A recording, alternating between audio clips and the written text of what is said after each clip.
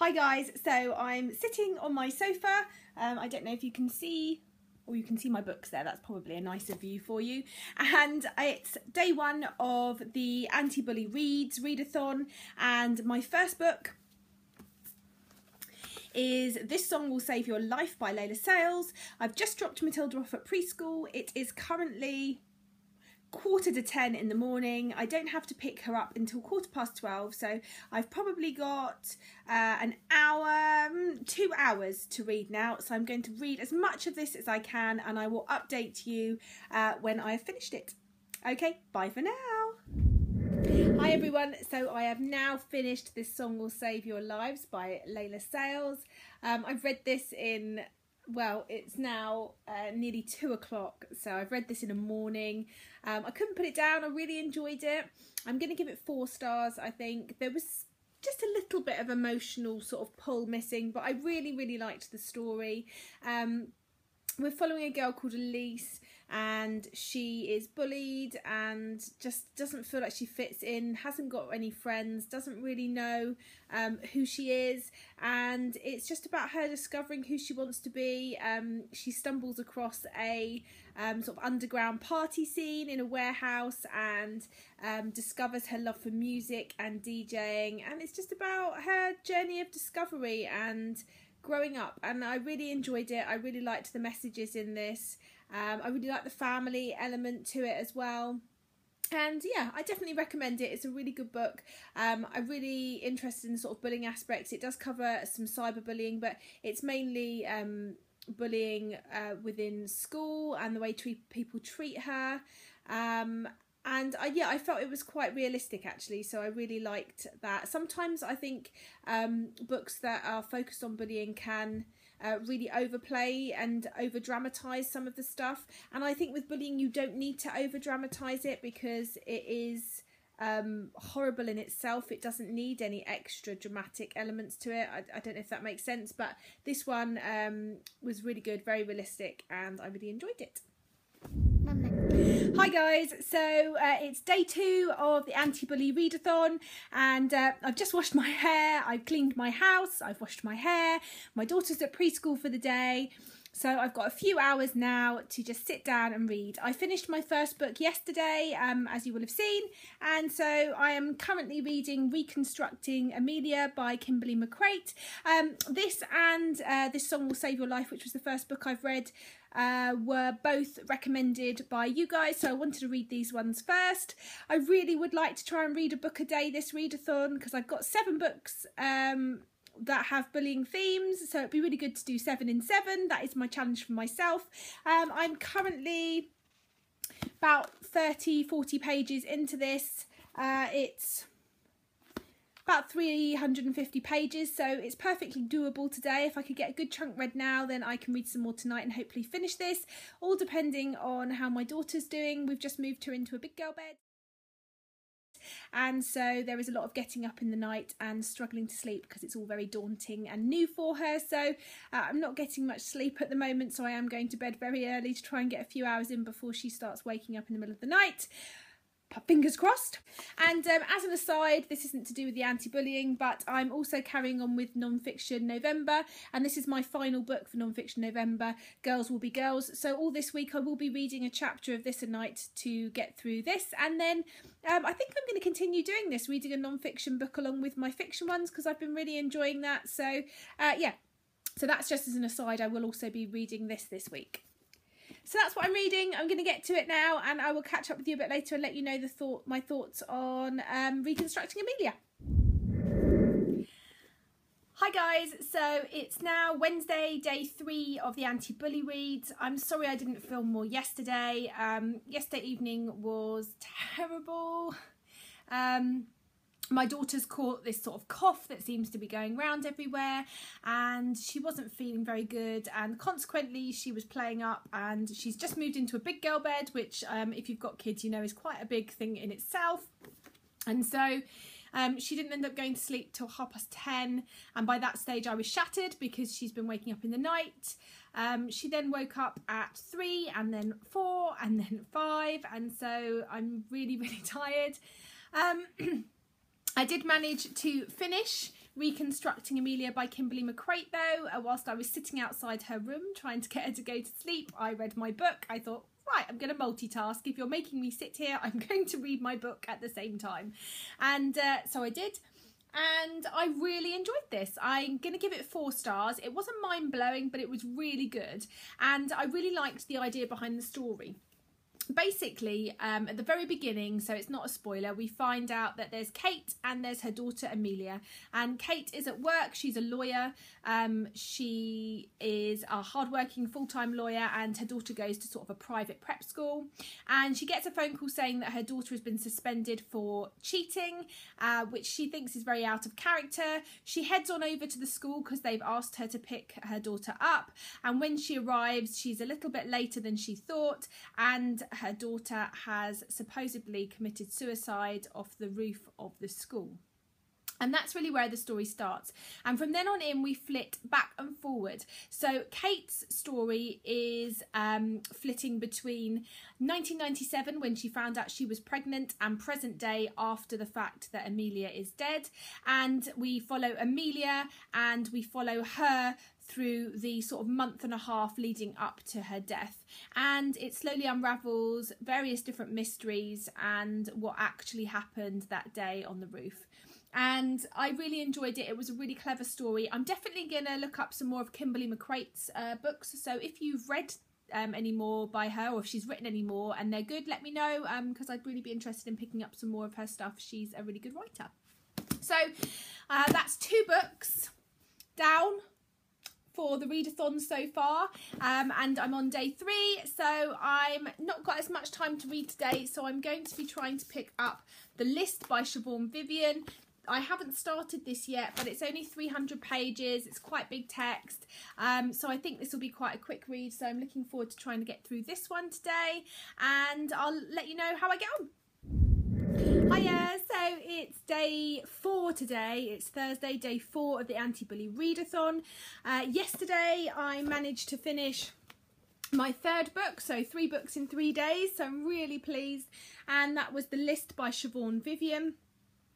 I was really pleasantly surprised with this. I was expecting it to be an enjoyable read. I thought it was going to be, you know, your usual sort of high school drama, quite basic, very formulaic, but actually I was quite pleasantly surprised by how it was written and some of the attitudes and subjects that were going on. It just felt a little bit more realistic than your usual sort of, I don't know, sweet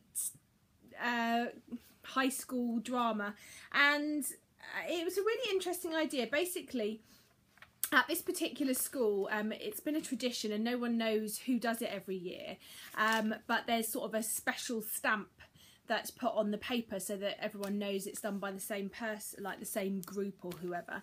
And there's this list, and it goes out every year, and every single, the freshman, sophomore, junior and senior classes, there is nominated, well not nominated, there is an ugliest girl and a prettiest girl put down. And it's not very nice, and this book just follows all of the 8 girls, I think it was in total. Yeah, 8 girls, both the prettiest and the ugliest, and their sort of journey over a week from when the list comes out to the homecoming dance. And I really enjoyed it. I really enjoyed the idea behind it, and it does have themes of bullying in it, but also just sort of general high school meanness and how people feel and how difficult high school is, both for those that feel like they don't fit in and also the ones that fit into that sort of popular group, that things aren't always what they seem. And yeah, I really enjoyed it, so I gave this one 4 stars. And now today I have about an hour and a half until I have to pick Matilda up from preschool. I've got all of my work done. I've got all my washing done for my holiday next week. We're going to Centre Parks for a week, so I'm very excited. In fact, we'll probably be there as you're watching this now. And we're just going Monday to Friday. It's my birthday on Friday, so I'm really excited to be away with my two favourite people, my husband and my daughter.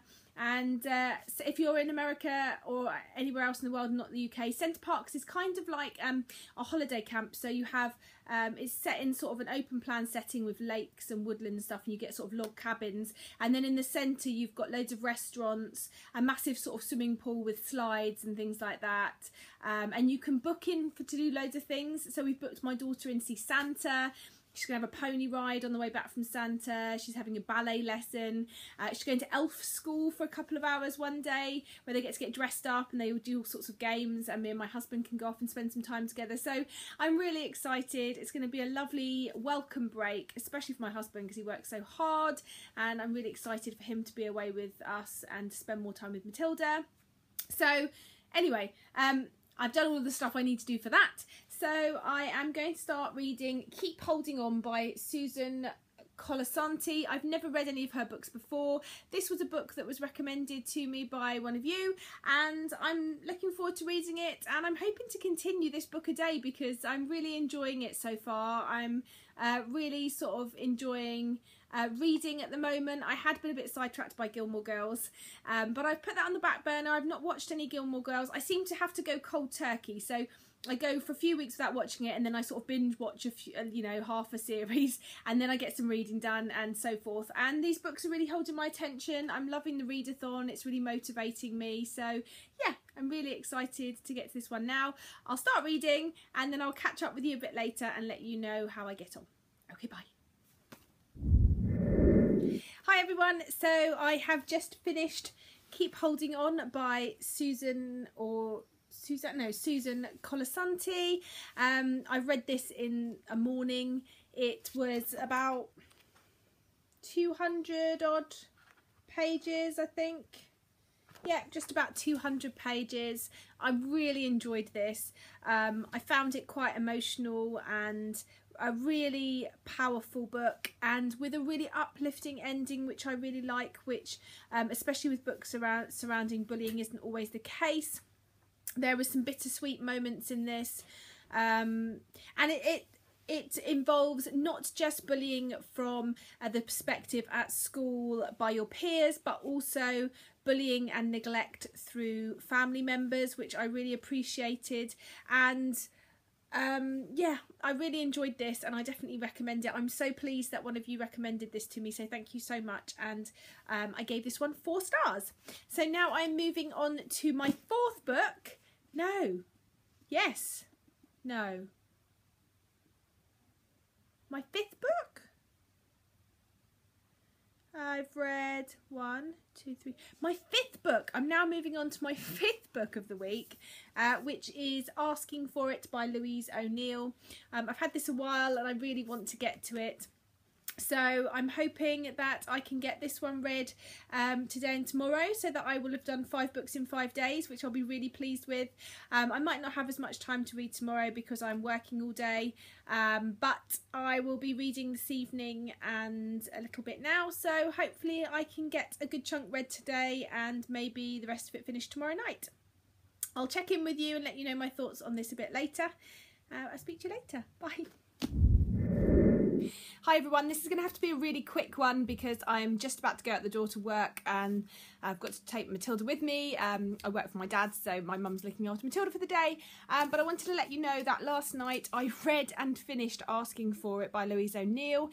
It was a really, really compelling book. It was about 340 pages, but the text in here is quite big and spaced out. The basic idea behind the story is it's about a girl and we don't really like her. Her name's Emma and she's very pretty, she knows it. She's part of a popular group. She's a little bit promiscuous. She's 18 and just sort of finding her way. She lives in Ireland and she's just not very nice. She's sort of the queen bee and she's a bit bitchy and she's not very nice to people. She doesn't really treat them very nicely, and we're treated to a little bit of her internal monologue at the beginning, and yeah, she's just not very nice. So the book's split into 2 parts. It's split into the past and the present, so a year later, which is the time now, and basically something happens to this girl and she gets victimised for it, I suppose, bullied by the media, by the local people. She lives in a small town, and it's heartbreaking, actually. It's heartbreaking, and it's more than just about rape. It's more than about bullying. It's a really interesting social commentary of our perception, because I didn't like her as a character, and so I struggled when we went into the second part to feel empathy for her, and yet I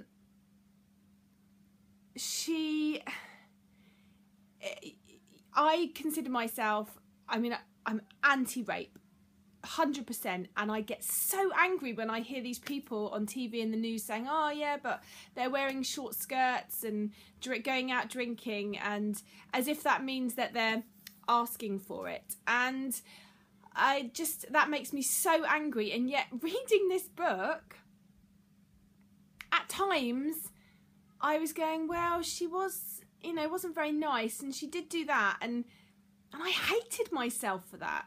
And I just thought it was really interesting to read. And yeah, I think it's worth a read. The only thing that I struggle with Louise O'Neill's books, but in fact she's probably the only person that can get away with it in terms of me, because I'll definitely read anything that she writes, is that she leaves books quite open, and they're not happy endings.